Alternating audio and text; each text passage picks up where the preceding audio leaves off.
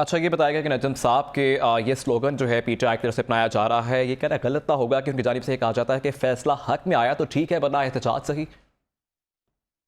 देखें, ये तो हमारी हर पॉलिटिकल पार्टी का तरीकाकार है कि अगर फैसला उनके हक में आ जाए तो उसे तस्लीम करते हैं, और अगर हक में ना आए तो वो माजी में, मैं आज की बात नहीं कर रहा, मैं 90 की दिहाई की बात कर रहा हूँ, बेनज़ीर भुट्टो साहिबान ने भी खिलाफ फैसला आने पर अदालतों को कैंगरू कोर्ट्स करार दिया था। उसके बाद मुझे माजरत के साथ ये भी कहना है कि खुद हमारे अदालती फैसले भी जो ऐसे हैं जिनके ऊपर बहुत ज़्यादा ट्रस्ट नहीं किया जा सकता, जिनको ऐसे फैसले, मैं ज़ुल्फ़िकार अली भुट्टो से लेकर उनकी अदालती शहादत से लेकर मैं नवाज शरीफ साहब की नाअहली तक, मैं तमाम फैसलों की बात करूंगा। ये ऐसे फैसले हैं कि जिनको आप अदालतों में नज़ीर के तौर पर पेश नहीं कर सकते। आप खुद देखें कि वो कितना कमज़ोर फैसला होगा जिसको आप अदालत में एक नज़ीर के तौर पर, एक मिसाल के तौर पर, एक दलील के तौर पर और एक हवाले के तौर पर पेश ना कर सकें।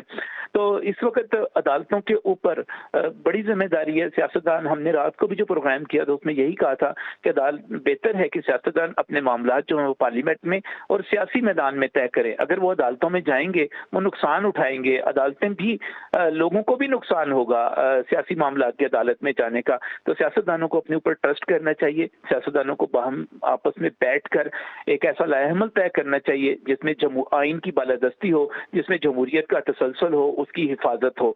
तो मेरा ख्याल है कि अदालतों के ऊपर जितना ये डिपेंड करते चले जाएंगे सियासतदान, उतना ज्यादा सजाएं पाएंगे, उतना ज्यादा नुकसान पाएंगे। इनको आपस में बैठकर एक एसओपी तय करना चाहिए। देखें, वकील एक कम्युनिटी के तौर पे सोचते हैं, डॉक्टर एक कम्युनिटी के तौर पर सोचते हैं, ताजर एक कम्युनिटी के तौर पर सोचते हैं, मैं सहाफ़ी कम्युनिटी से तल्लक रखता हूँ, हम एक कम्युनिटी के तौर पर सोचते हैं।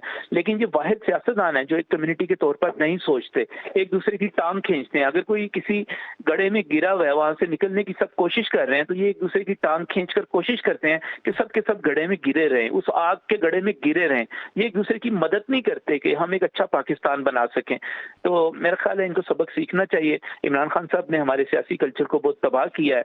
जिस इंतहा पसंदी को, जिस इंतकाम को, जिस दुश्मनी को और जिस किस्म के रवैयों को वो लेकर आए हैं, वो पहले भी मौजूद थे, मैं उससे इंकार नहीं करता, लेकिन जिस इंतहा पर वो लेकर गए हैं उस आग में अब उन्हें खुद जलना पड़ेगा। सबसे बड़ी बात ये है। और जो कुछ वो दूसरों के साथ करते रहे, जिस तलवार से और जिस छुरी से वो दूसरों को ज़िबा करते रहे, अब उस खुद उनके ज़िबा होने का वक्त आया तो वो चीखे क्यों मारते हैं? ये सब कुछ उन्होंने किया हुआ है। ये बात करते हैं रजीम चेंज ऑपरेशन की, और एक आईनी तहरीक अदम इत्माद को रजीम चेंज ऑपरेशन का नाम देते हैं, कॉन्स्पिरेसी का नाम देते हैं। रजीम चेंज ऑपरेशन या कॉन्स्पिरेसी तो वो थी जब एक नाकाम सियासतदान को चुना गया, उसके जलसे करवाए गए, उसके लिए प्री पोल रिगिंग की गई, उसको इत्तेहादी फराहम किए गए, उसके लिए पोलिंग डे की रिगिंग हुई, उसके लिए आरटीएस बंद हुआ, उसके बाद उसको इत्तेहादी, उसकी हुकूमत के साथ जो उसके नजरियाती मुखालिफ थे खड़े रखे गए।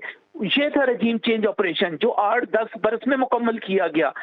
2018 में जाके उनको वज़ारत उज़्मा मिली, 2008 में ये काम शुरू हुआ था। असल रजीम चेंज ऑपरेशन तो ये था।